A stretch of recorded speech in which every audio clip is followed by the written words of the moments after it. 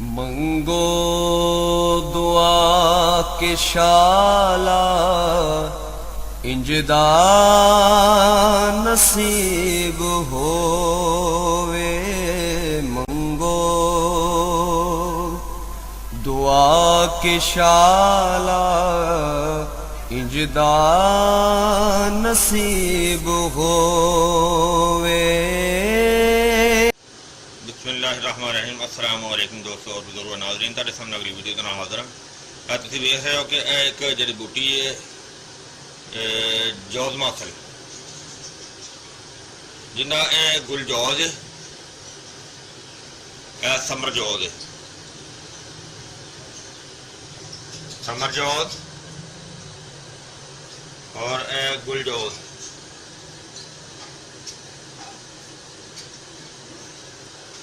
और ये जड़ा ना कि इन्हों असी इनका पहले कचूमर कटांगे, कीमे की मशीन नाल इनका कचूमर करने, कचूमर कट के तो फिर इनू इनका असी जौहर हासिल करना। और वो जौहर जड़ा है उनके जो फायदे होंगे तुहानूं एंड ते दसांगा मैं। फिलहाल इनका जड़ा ना वो जौहर कड्ढण दा जड़ा तरीकाकार वो शुरू करने आ कि सब तो पहले इनका कचूमर करने आ। इनू असीं ना देखो इनका कचूमर कर रहा है और इस तरह ही इनका जड़ा ना वो कचूमर असीं वो बनाने आ। देखो कीमे वाली मशीन दे विच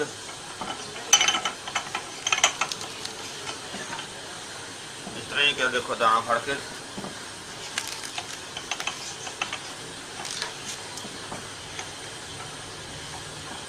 अगर क्योंकि असीं देखो जाली ला दी है ना, क्योंकि जाली नाल तो सही नहीं रहना। और यह है कि असीं इहनूं एक दो जा मोटा पीस नजर आवे उन्होंने फिर दोबारा जिहड़ा ना उहनूं मशीन दे उत्ते दोबारा कर देंगे।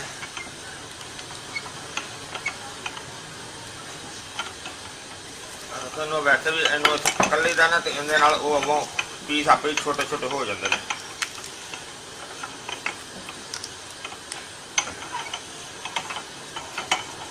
छोटा दाना हो तो वैसे ही हो जाता।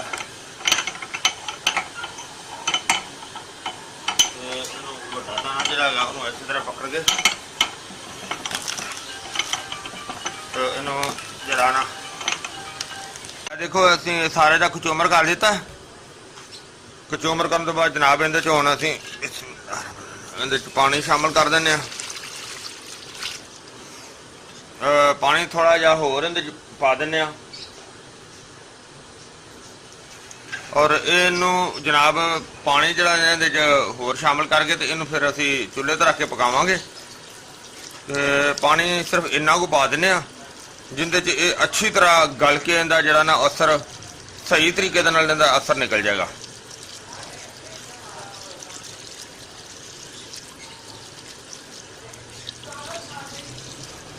गुल जौज मासल ते समर जौज मासल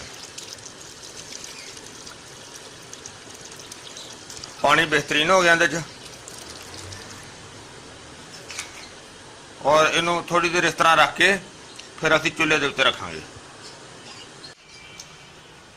ये काफ़ी देर की पकाई हो रही है हल्की आंच ते और बहुत जबरदस्त उबाला आ रहा। और इनका पानी जरा कमा कमा जे अद्धा पानी और खुश्क करांगे ताकि अच्छी तरह जरा ना ये खुश्क हो जाए तो जी बूटी जी अच्छी तरह गल जाएगी। अच्छी तरह उनका असर जरा ना सही तरीके निकलेगा, जौहर जरा उनका सही और बेहतर निकलेगा। बहुत शानदार उबाला हो रहा है।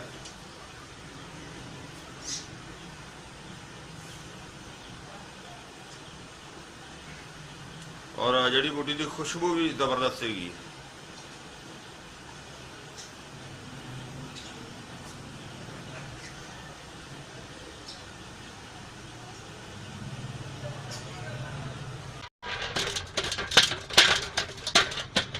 काफ़ी देर का चूल्हा असीं बंद कर दिता ते चूल्हा बंद करके तो इन्हूं असीं इहदी कटाई कर रहे हैं इहदे नाल।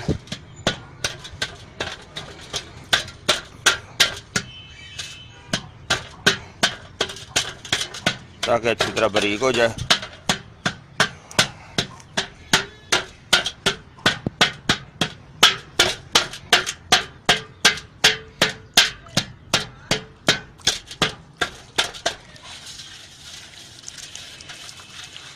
ਬਹੁਤ ਬਿਹਤਰ ਹੋ ਗਿਆ, ਵਧੀਆ ਹੋ ਗਿਆ। ਅਜੇ ਗਰਮ ਹੈਗਾ ਨਾ।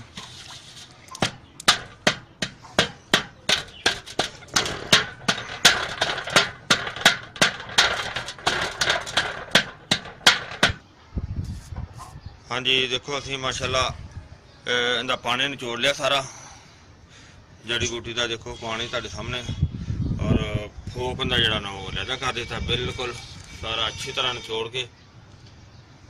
ਔਰ ਇਹਨੂੰ ਅਸੀਂ ਕਮ ਕਮ ਕੋਈ 2 ਘੰਟੇ ਤੱਕ ਜੇ ਨਾ 2 ਤੋਂ 3 ਘੰਟੇ ਇਹਨੂੰ ਇਸੇ ਤਰ੍ਹਾਂ ਪਿਆ ਰਹਿੰਦੇ ਹੈਗੇ, ਤਾਂ ਕਿ ਅੱਛੀ ਤਰ੍ਹਾਂ ਨਿਕਲ ਜਾਏਗਾ। ਇਹਦੇ ਥੱਲੇ ਕੋਈ ਜਿਹੜਾ ਮਿੱਟੀ ਦਾ ਕੋਈ ਜ਼ਰਾ ਕੋਈ ਜਰਾ ਹੋਏਗਾ ਨਾ ਮੈਲ ਸ਼ੈਲ ਉਹ ਬੈਠ ਜਾਏਗੀ ਤੇ ਇਹ ਸਾਫ਼ ਹੋ ਜਾਏਗਾ, ਬਿਲਕੁਲ ਨਿਤਰ ਜਾਏਗਾ।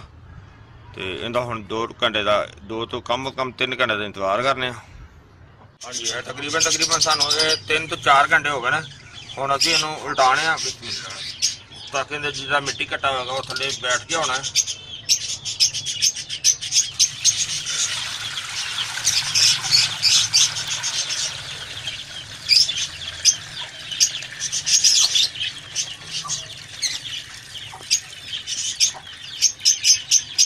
हाँ बस इन्ना भी मिट्टी घटा निकलिया, बाकी इंशाल्लाह साफ हो जाती। और इनू असीं चुक के हुण इत्थे चुल्हे ते रख देने और चूल्हा चला देने।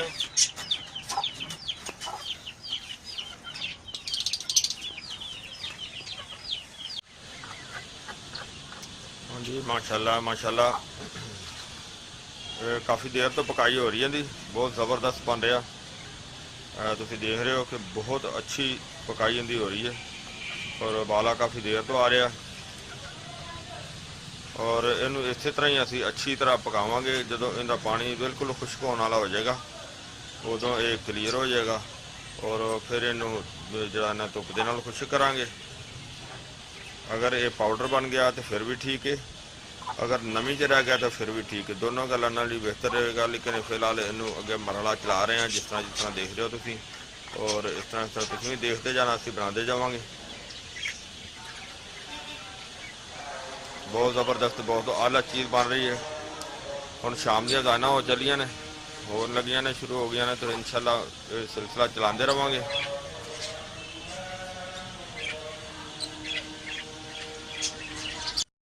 वाह जी वाह माशाल्लाह बहुत वधिया बन गया। काफ़ी देर की मेहनत तो बाद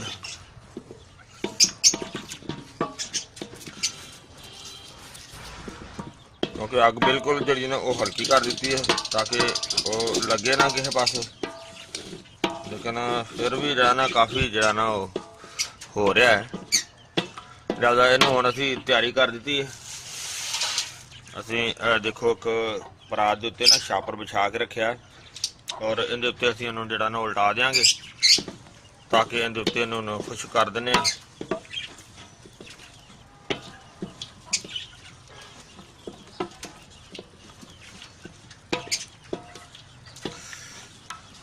बहुत मेहनत हुई है, देखा तो क्या दूसरा दिन हो गया।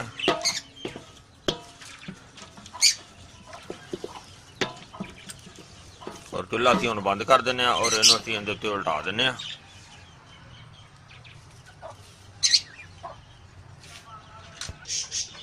हाँ जी असीं देखो तैयार कर ली और इहनूं असीं कट के छापर ते पा के इहनूं धुप्पे रख दिता, सुक जाएगी।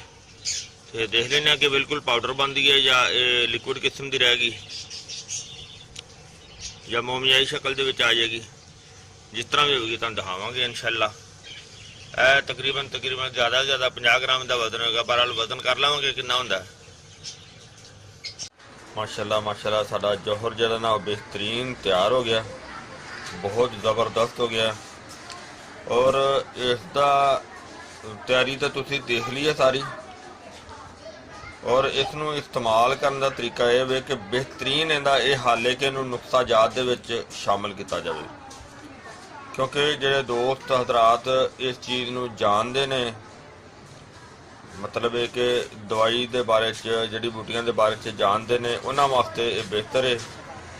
लेकिन दूसरे दोस्त जिहड़े ने उन्होंने वास्ते बेहतर यह है कि वो इस चीज़ नूं ना जिहड़ा ना वो बनाया जाए और इनका इस्तेमाल इस तरह होना चाहिए कि यानी कि जिस तरह तुहानूं मैं दस्सिया कि कुश्ता जात दे विच यानी कि नुक्सा जात दे विच नुक्सा जिहड़ा बनाया जाए, नुक्से दे विच इसका इस्तेमाल भी बहुत थोड़ी मिकदार नाल शामिल किया जाए।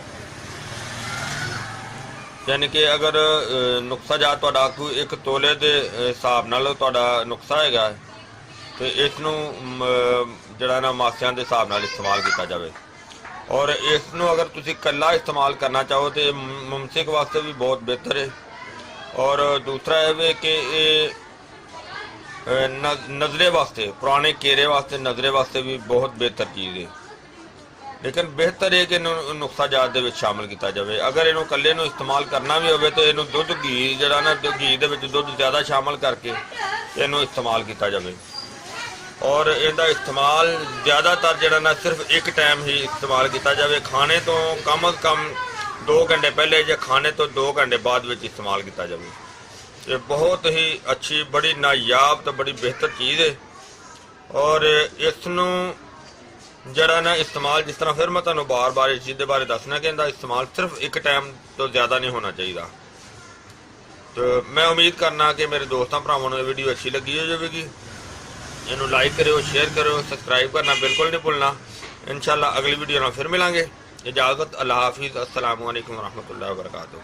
गए बदेरे सरकार नू कवांगे, गम हो गए बदेरे सरकार नू कवांगे, दरदां दरदां दरदां ने पा